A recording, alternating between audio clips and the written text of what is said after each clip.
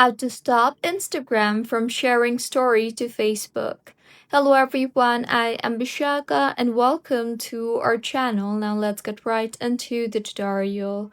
Firstly, go ahead and open the Instagram application on your device and make sure you are signed in.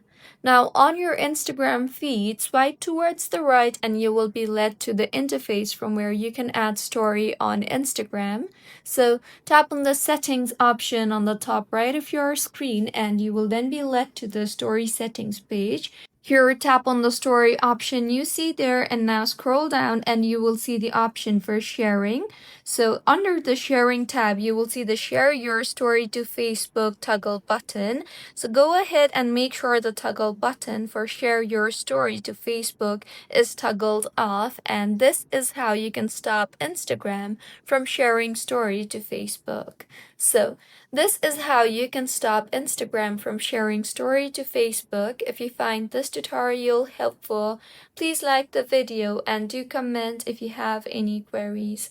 Also, do subscribe to our channel for more helpful tutorials like this. See you on the next one.